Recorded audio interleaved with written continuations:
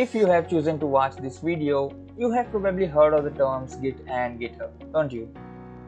If these words are still a bit of a mystery or you only have a slight understanding of this amazing tool Git, you are in the right place.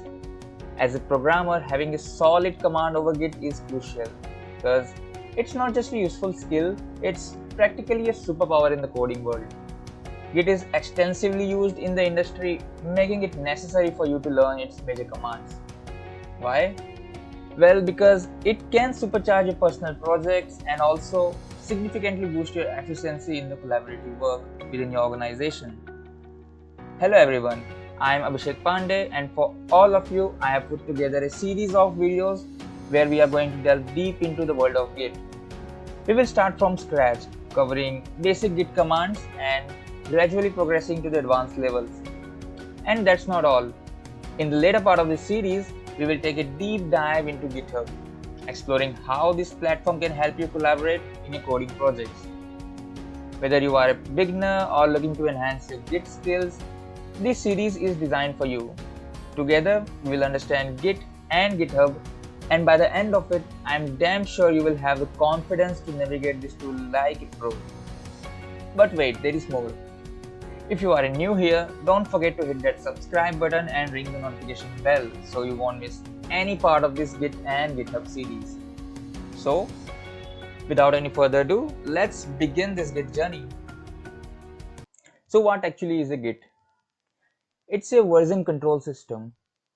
To be precise, it is a distributed version control system which is used to track your changes. By changes, I mean to track your history or track your version. But you will be wondering what actually is a version control system and also why it's called a distributed version control system. Let's understand that first. To understand what actually is a version control system, let's take an example. Let's say you are working in some kind of a project. It could be anything. It could be a web development project, or it could be like you are working in a book, you are writing a novel. So let's say initially its version is v1. So obviously if you are working in the project, you will be making some modification over the period of time. You will be adding new features, you will be removing some old features, etc, etc. So as you are doing the modification, your version will update. Now let's say the newer version is v2, and if we will continue this, let's say the newer version is version v100. Now, what will happen if you are not leveraging any kind of a version control system? What will happen in this case? If you are not leveraging any kind of a version control system, you will not be having access to your past versions. So in this case, you will not be having access to version v1, v2 up to v99. Whatever changes that you have recently, that only you will be having access to. So in our case, it's v100. But you will be saying, what's the issue with that? Well, the issue is, what if I want to see what were the changes made or what were the files modified to move from version v2 to version v3? I want to see what modification have been made, what new feature I have added, or what changes in general I have made. All these details I won't be able to grab because I don't have the previous versions. The only thing I have is version v100. So how to solve this problem? Well, the version control system comes into play. So let's see what will happen if we will use version control system in our project. So similar to previous example, let's say we have a project whose initial version is v1 and we are keep modifying our project to create a newer version out of it. So let's say v1, v2, and as like previous example, our latest version is v100. Since we are leveraging the version control system in this case, my version control system will keep track of the history. It will keep track of whatever the changes that I have made from version v1 till v 100. So I have the access to what are the changes I have made throughout the history, due to which if I want to see what are the modification I have made to move from version v2 to version v3, I would be able to see that because my version control system is keeping track of it. It can provide me the list of files that have been modified, and for a particular files at what lines the modification have been made, what are the lines that have been removed. All these details can be provided by the version control system. Moreover, let's say there is a feature that I have added in version v2. It could be any feature and I want to revert that feature.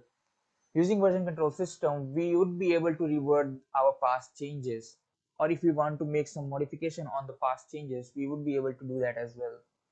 So to summarize, we can say version control system is used to track our history or track our past changes. And if we want to revert our past changes, we would be able to do that as well. So all in all, a version control system is used to manage or control various versions of your project.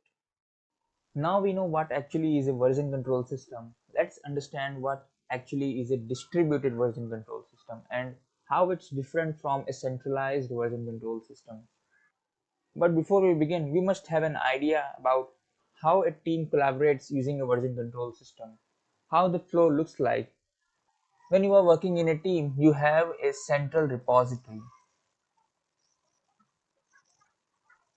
This central repository holds the details of all the versions of your current project. And we know that a team comprises of more than one member, right? So let's say we have a member A and member B. For the sake of simplicity, we are just taking two members here. So what they will do is they will take a copy of the central repository to their local system. So A will have a copy of central repository and same goes for B. B will have copy of the central repository at its local system. Now suppose A has made some changes on its local repository and has pushed the changes to the central repository. So what this central repository will do? It will send the notification about these changes to all the other members. In this case, it's just B, so it will send the notification to B saying that there are some changes made by A which you have to pull. So B will pull all those changes to its local repository. And this way, both A and B will have the latest code. Both A and B will be in sync. Now let's suppose B has made some changes on its local machine. So B will push the changes to the central repository. And similar to the previous case, central repository will send the notification to all the other members. In this case it's A, so it will send the notification to A saying that there are some changes made by B which you have to pull. So A will pull all those changes to its local repository. And again, now A and B are in sync. They both have the latest code at their local system. Now we know how the flow looks like when you are collaborating using a version control system. So let's understand how distributed version control system is different from a centralized version control system. So in a centralized version control system, whenever any of the member take a copy of the central repository, they will have the copy of the current version only. That means if the central repository has a version from v1 till v100 and v100 is the latest change or it is the latest version, so whenever A will take a copy of the central repository, it will have the copy of version v100 only. That means from version v1 to v99 all these details will not be fetched from the central repository. And same goes for B. B will also have the copy of version v100 in case of a centralized version control system. And due to this fact, if somehow the central repository goes down, you will lose all the data. The only thing you will be left with is the current version. You will not be having access to the previous versions in this case. because you only have the copy of current version at other places. So there is a chance of a single point of failure in a centralized version control system. And to solve this problem, distributed version control system comes into the picture. In distributed version control system, whenever you take a copy of the central repository, in case if A has taken a copy, it will have details from version v1 till v100. And same goes for B. B will also have details from version v1 to v100.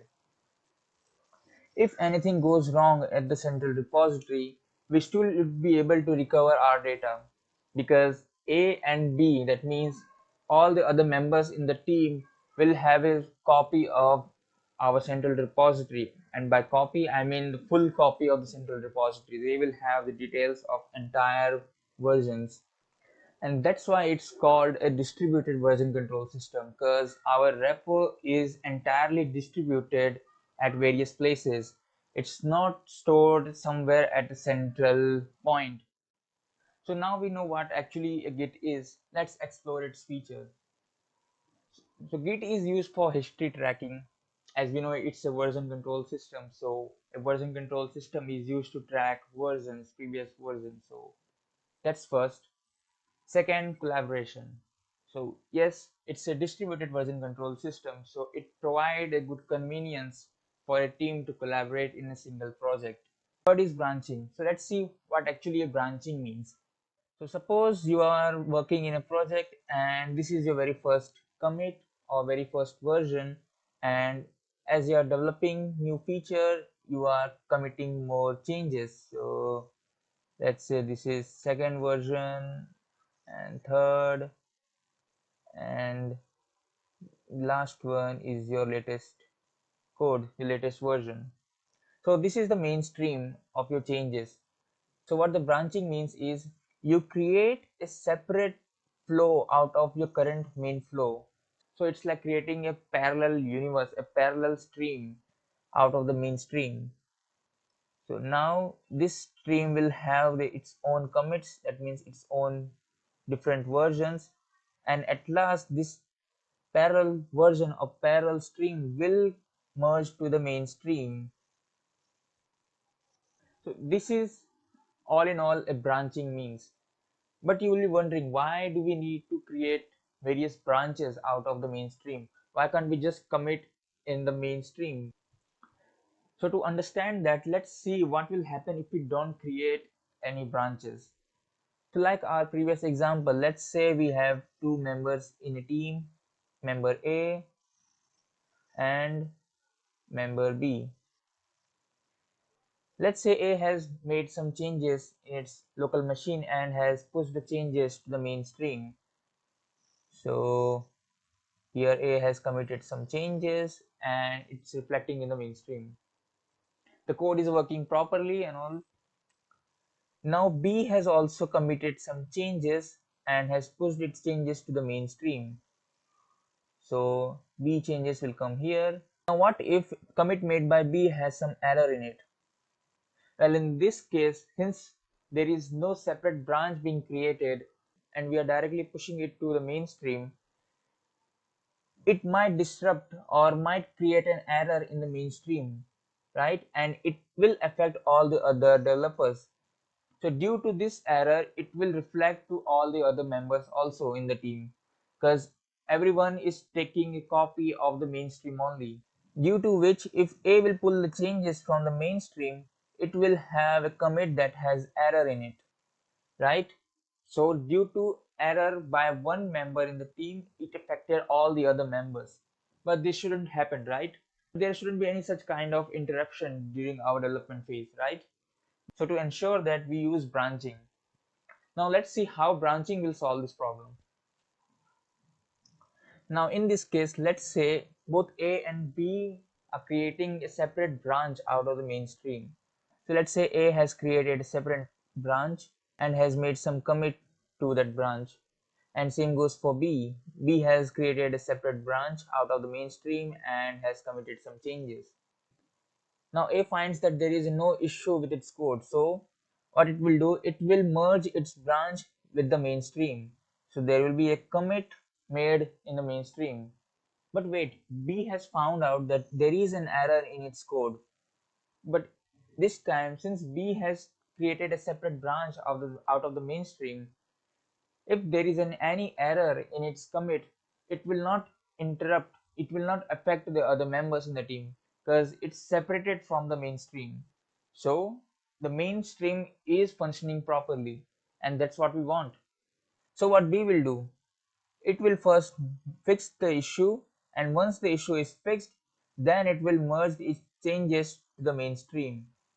And this way we can ensure our mainstream is functioning properly so that the other members will not be affected by it.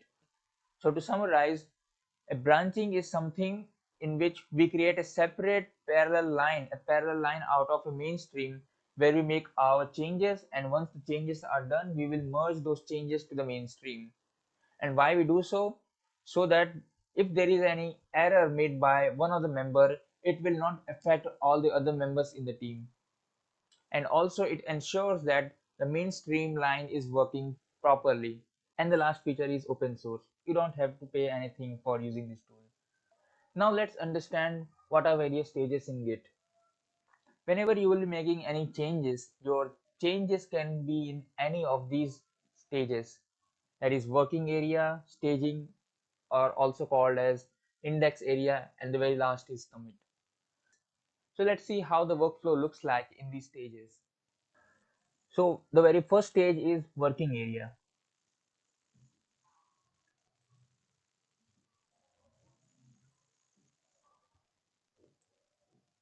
This constitutes of all the files that are either modified or newly added ones.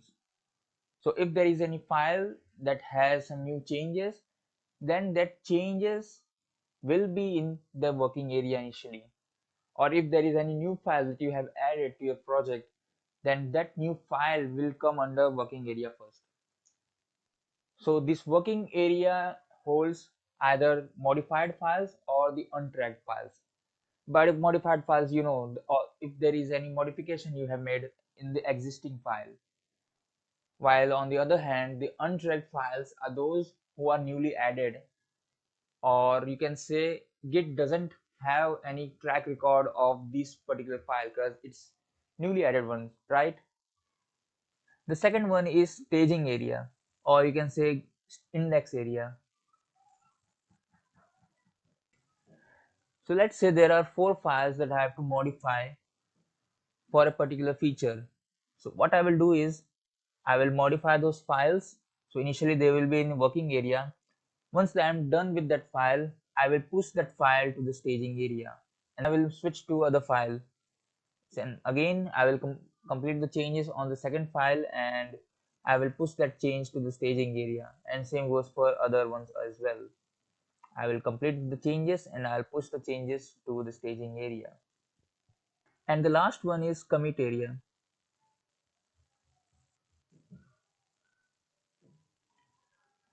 So once I am done with my changes, I am satisfied with the changes that I have done so far. What I will do is I will create a commit out of the changes that's currently present in the staging area. I will push those changes to create a commit out of it. By committing, I mean I am creating a newer version of my current project. So let's say there are previous versions also here, and once I will create a new commit, it will create a newer version in the mainstream. And this is how the flow works in your version control system. First, all the changes will be in the working area. It could be a new file or it could be a currently existed file with some modification. And you push your changes from working area to the staging area. So the staging area will hold all the changes that are going to be committed to create for a newer version. And once you are done with the changes, you will create a new commit out of the files that currently in the staging area. But you will be wondering why we need a staging area. Why can't we have just a working area and a commit area? Why there is a need of staging area here? So let's see what will happen if there is no staging area in Git. So if there is no staging area, if you push your changes from working area to a commit area, it will create a new commit out of it. That means it will create a newer version.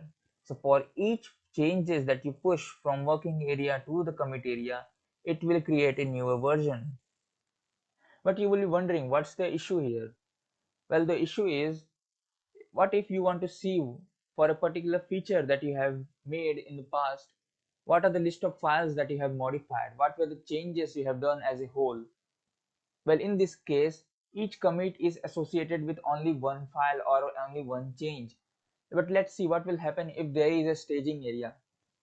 When you have a staging area, you get a liberty to associate all the list of files with a single commit, due to which, if you want to see what were the list of files or what were the changes associated with a single feature, you would be able to get the details. Let's say this particular commit is about adding a new button in your website. So by going back to this commit, I can view what were the files that were modified, which was not possible in case the staging area was absent.